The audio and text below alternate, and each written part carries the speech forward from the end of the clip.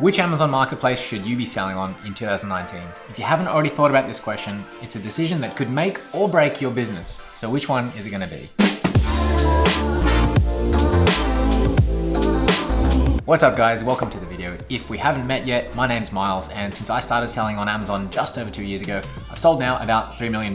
Now I started selling on Amazon.com in the US 2 years ago. Most of that $3 million has been in the US. I also sell in the UK and across the rest of Europe. I don't know if you've heard, but Amazon.com is getting more and more competitive these days, and honestly, it is getting harder and harder to make your start there. So more and more people are asking me, Myles, should I start in the UK instead of the US? Or should I start in Germany or Italy or Spain or France or wherever else? I'm also Australian, so a lot of people are asking me, well, how about Amazon Australia? Because they've just launched there in the last year or so. So in this video, I'm going to answer that to the best of my abilities. I'll run you through the thought process and the things that I would be thinking about if I was a new seller starting right now and trying to decide which marketplace to enter. So I went and did a bit of research, I wrote some notes, and there's some things I want to show you on Amazon as well. So I'll hop you into the computer to show you them. But first, if you are getting value out of these videos, guys, then please smash that thumbs up button, subscribe to the channel, and click the notification bell as well. So not only will you get these videos as they come out, but I really appreciate it. It helps the channel grow and just shows me that it's worthwhile putting in the effort to make these videos for you guys. So without further ado, let's jump into the computer and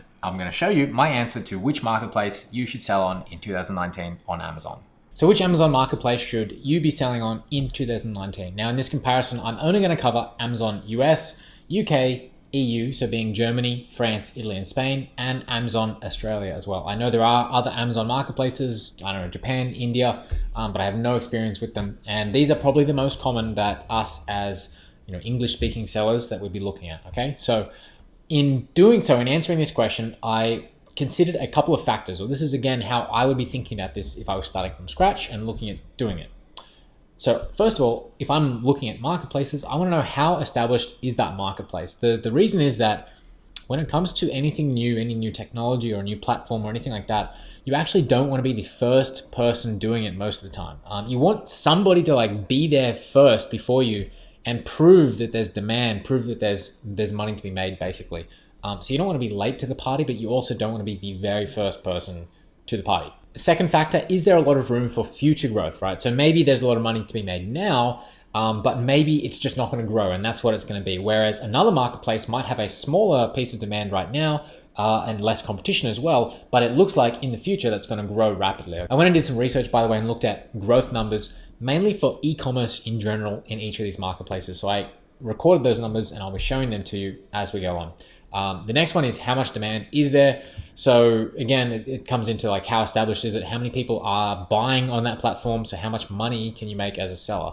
The flip side of that, it's normally a balancing act. How much competition is there on that marketplace? Generally, the more demand there is, the more competition there is.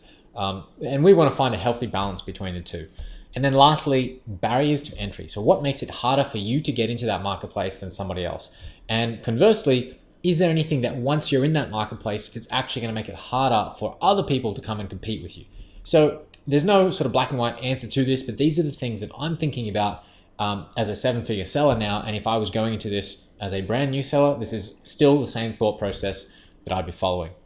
So one thing I wanted to show you, just to give you context as to where I'm coming from with my experience. So like I said, I mainly sell in the United States. And these are Christmas numbers, by the way, so everything is elevated, but you can see the majority of my sales, so 535,000 in the last month, that's in the United States. So I don't sell in Canada or Mexico, you can take them out.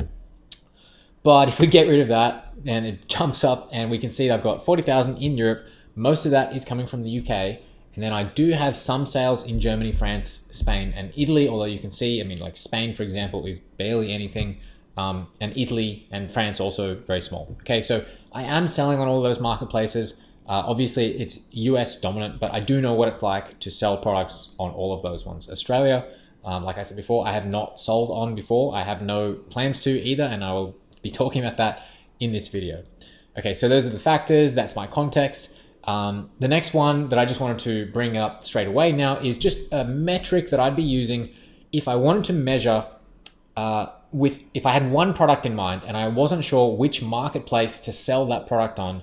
This is roughly the metric that I'd be using. I used to use this when I was first starting out. I haven't used it in a while, but basically it's going to be revenue per review. And what that will tell you is how much, going back to these factors, how much demand or revenue is there per amount of competition. And so I use reviews to represent competition. Basically, if there's lots and lots of reviews, those sellers have been there for a really long time. And if there's lots of revenue, then there's lots of people buying, which is a good sign. So if you take that, and so it'd be like, $5,000 revenue per month and 50 reviews on average would be 100. Okay, so that's pretty good. I would say anything above 75 is decent. That's not really a hard and fast rule. But again, if I just wanted to compare one product between all of these marketplaces, it's a good high level metric to use. So I'll be covering that with an example product in each of these marketplaces. So that was the introduction. Let's talk about the first marketplace, and it's Amazon Australia. Now, considering those factors that I just mentioned before, Amazon Australia is a brand new marketplace. I think it's the newest one. It opened up like late 2017. So it's brand new. It hasn't really started to get these economies of scale. People in Australia are still like learning to use it. The whole thing is just not really developed yet. And that's on both sides. So there really isn't much demand on Amazon Australia. And as well, another implication, I guess, of it being a brand new marketplace with not much money going through it, basically, is that there hasn't been enough time or enough reason for product research tools like Jungle Scout or Viral Launch to make their tools work on Amazon Australia. So you don't really have good product research data. And I'll show you this in a second, but the reason why this is, for me, really important and a really big red flag is that if you're not getting data, if you don't have the data to make good decisions, you can't make the good decisions, but you also can't learn as well, because we can, fail with the first product, but we can very quickly figure out what went wrong with that first product. If at least we're getting sales, we can optimize because we're having, sales per day, we've got enough sales velocity. We can improve very quickly. And the second product, the third product, that one might be the winning product. But if you just can't sell any products, you can't move anything, you don't get any data, you can't learn, and you're just stuck in the same spot.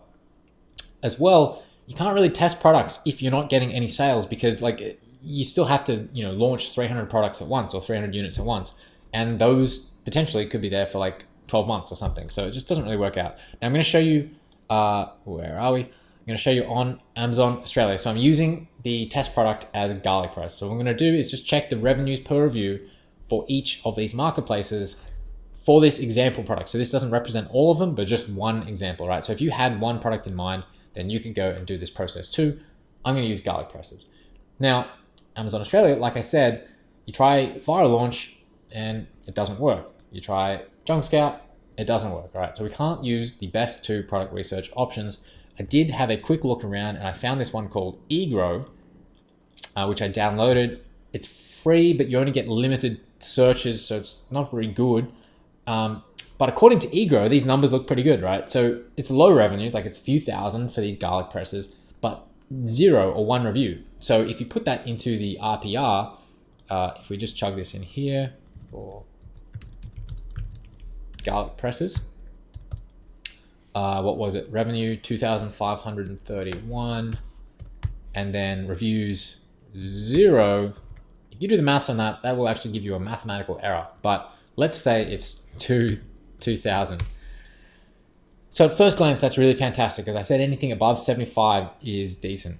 But I was skeptical of these numbers, so I wanted to dive in and take a look into where that's coming from. And by the way, again, I don't actually have experience selling on Amazon Australia. I've asked around, I've been looking to try and find somebody who could tell me that they had a really positive experience on the marketplace. So if you're watching this video, you sell on Amazon Australia, I'd love to hear from you in the comments below. Let me know how it's been for you, please, because I do want to find people who are selling successfully so that I have a better perspective. But anyway, this garlic press is apparently, according to eGrow, doing, what was it? It was a few thousand, 3,000 with 1 review, right? So that's an RPR of $3,000 of 3,000, which is really good. However, looking at this data, I'm immediately seeing something that I don't like, right? So this is Keeper, by the way. So if you don't have this tool, definitely get it immediately. It's the best free product research tool that you can do. The green line is showing you the best sellers rank. Now, the best sellers rank is the inverse of sales velocity. So if that green line goes up, it means you're getting less and less sales. The higher the green line goes, less sales. The lower the green line, the more sales. But here's a trick. If you see a product that is not selling very well, you can actually tell exactly when they get sales because their BSR goes down. And that's when you can see here, this really telltale sign that it goes up and up and up. And the reason is that There are no sales being had during this period of time. You can see this as well when products are out of stock.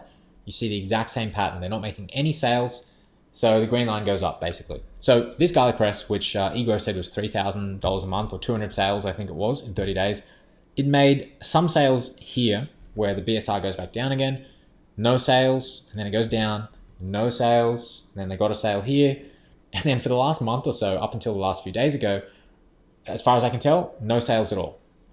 And I can correlate that because they've only got one review in, 5 months, right? So if I assume an average review rate of, let's say 1%, be conservative, if it's selling 200 units a month, which is what I think eGrow said it was, let's say 200 units a month, then that should be 2 reviews per month for the last 5 months. This should have 10 reviews. It only has 1. It's probably a fake review anyway. This product is not getting any sales. So this really just ties back to that original point where you don't actually have any good data for whether these products are selling or not, because the only thing that we can use, eGrow, is wrong, basically, completely wrong. So that was one quick example I wanted to show you. I'm going to cross that out, by the way, and replace that with 0, which means the RPR is 0. So I hope you can see that, at least for this particular example, it just doesn't work. You don't have the numbers to make good decisions to be able to launch products on Amazon Australia. So what do I actually see the potential being for Amazon Australia? I think it's a long-term land grab. So I would come back to this in 1 to 2 years when these keywords are actually getting sales. The other thing, like I said, I went and did research on growth rates in e-commerce in general in each of these marketplaces. In Australia, e-commerce is actually really low growth. So it's 7% per year, and that's actually the lowest out of all of the ones that I looked at. So, I mean, I can't really say much more about this. Amazon Australia, sorry, I have to give it a thumbs down. At least for now, I do not recommend. I would not be selling anything on Amazon in Australia for the next year or two, at least. All right, next up, let's talk about Amazon Europe. So Germany, France, Italy, and Spain. And I pulled this up from this. I actually had this on my computer for a while, so the numbers are maybe a little bit out of date, but it should be pretty much correct. Let me just make this visible. You can see here the population size, and this really makes sense. You just look at the population size and then sort of like how much money or disposable income each country has. And so that's the UK, the big red one, which you'd expect it to be large. But here's the surprising thing for, I think, English-speaking sellers like me and probably like you as well. Germany is actually larger than the UK. So that's a really good sign. And then the rest, they make sense. So France is small, and then Italy and Spain, very small. And by the way, correlating this, you can see that this really does work out.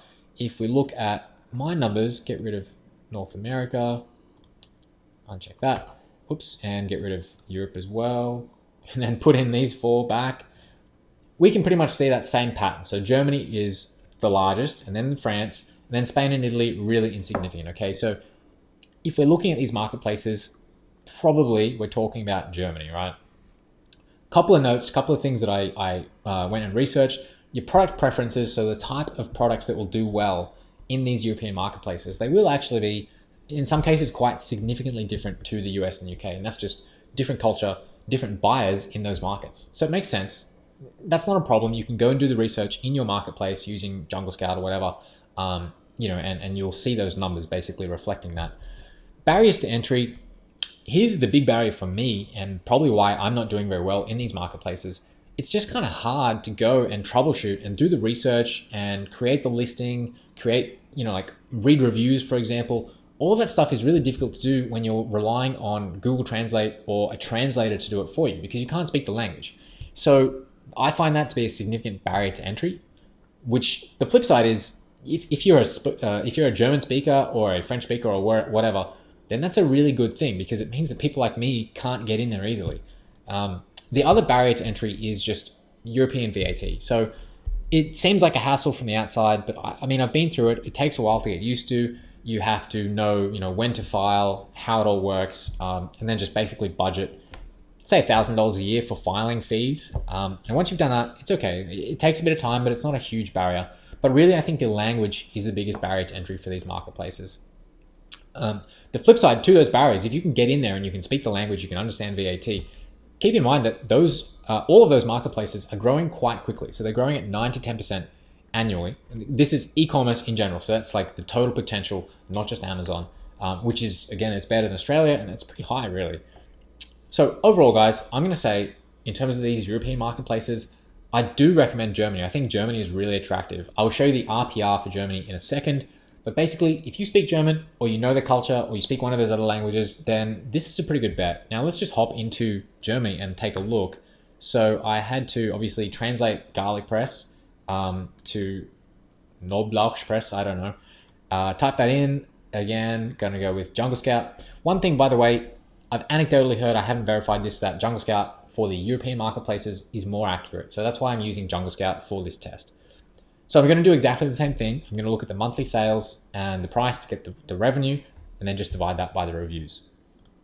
So if we go here, DE, we've got 200 sales, 203 times 15 euros. I'm going to estimate that as being, let's say 18 US dollars, and then 75 reviews. So I get the RPR as 48, or let's round up to 50, which is not 75 or greater, which is what I'm looking for roughly. But that's not bad. That's pretty low review count and not bad revenue at all. So conclusion, I like Germany a lot. You can go and do the research as well. You can do this same RPR type estimation for any of those marketplaces. Again, if you don't mind the language barrier, then go for it. Next up, Amazon UK. So I like Amazon UK a lot. And again, I'll just show you these numbers. This is where it sits in. So it's much larger, at least for me, it's a much larger slice of the pie than the rest of Europe. And the reason why I like selling on Amazon UK is that it just seems to be this really nice mixture of demand. So it's a big economy. Like if we go up to this graph, it's one of the biggest ones. It's English speaking, so there's no language barrier. There is good growth as well. So I did that same research, and e-commerce in the UK is actually growing very rapidly, 14% year on year, which is twice what it is in Australia. So you've already got more demand to start off with, and it's growing faster, right? But the flip side is that it's not that competitive. Some products are. I've noticed that a lot of the sort of like stereotypical private label products in the US, they're actually very saturated in the UK, and there's not much money in them, but there's like just as many sellers. But there's so many little niches in the UK that are really just not competitive. Again, no language barrier. Just a note, but do keep in mind that some product preferences and keywords are different to the US. So here's just one example. It's whiskey glasses versus whiskey glasses. So if you're selling whiskey glasses, the actual spelling that you need to use in the US versus the UK is different. And if you're not sure about something like that, then do check using Google Trends. So here I've got the US comparison of the spellings. So you can see that whiskey with an E, get out of that, is actually much more popular, right? So the red line with the E is much more popular than the blue line without the E. But if we flip it over, and now I'm searching in the United Kingdom, they're actually completely equal, which means it's normally spelled, or it's much more common for it to be spelled without the E. So those are just little things that you need to know when you're looking at things that are in English, but the preferences and the way that things are spelled and the words that people that they use in the UK, sometimes they are different to the US. So that's just something to keep in mind. It's not necessarily a bad or a good thing. And then lastly, the only real barrier to entry is VAT. So you will have to understand how VAT works, and then you will have to file, collect, and pay it as well. I haven't actually found that my margins really go down because of VAT. It's just that, the price is higher because of VAT, and then the tax goes to the UK government instead. So now let's check the garlic press example in the UK market, again using Jungle Scout, and I'll do exactly the same thing. I'll plug in the revenue. So we've got 136 sales times 12 pounds. I'm not actually sure what that is. Probably should check it, but let's say it's around about the same, around about 18 US dollars. And then reviews, 132. So if I do the same maths, we get an RPR that's pretty low. It is less than 20 this time. So that's not good at all.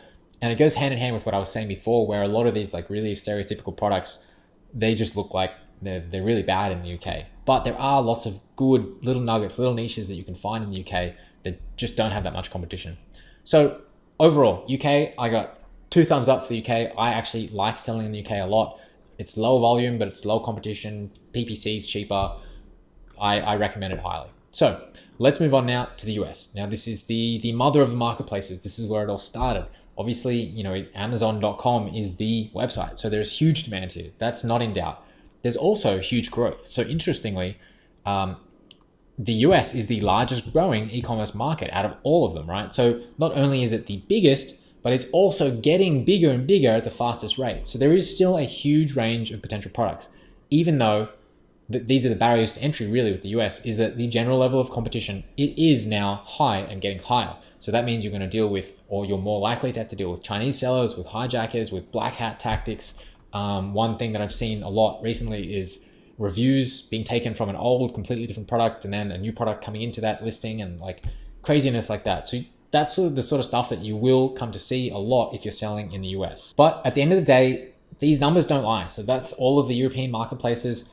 If I add in my North American sales, it's 90% of the total. It just dwarfs everything else. And I'm happy to have to compete with people to get that amount of revenue and that amount of sales. The demand is just off the charts. If you can find the right niches, launch the right products in the right way, there is a huge pie there for you to take, which means you can grow your business super quickly. So Amazon US, I still recommend it. I still think it's the default choice for that reason. There's just so much potential out there. I almost forgot about the garlic press comparison. So this is looking at Amazon.com. So I'm going to plug in 712 times $15, 528 reviews, and then that gives me 20. So it's about the same as the UK. So just to conclude out of this, if I was looking to sell this specific product, garlic presses, and I was trying to work out which marketplace to go into, according to these numbers, then Germany is the best one. If I can handle the language barrier, I don't mind translating things or being able to read German, then I'll probably get the most bang for my buck launching these garlic presses in Germany. However, going back to, I guess, my overall recommendations coming out of this, I do think number one, for most products and for most people, if you want to learn fast, you want to grow your business as fast as possible and basically accelerate that growth process, and you're willing to put in the work to actually be able to compete successfully with all of the, those issues that I mentioned, you can easily surmount all of those obstacles. And if you want to do that, you're okay with doing that, you're confident in yourself, then I do recommend the US as the number one marketplace.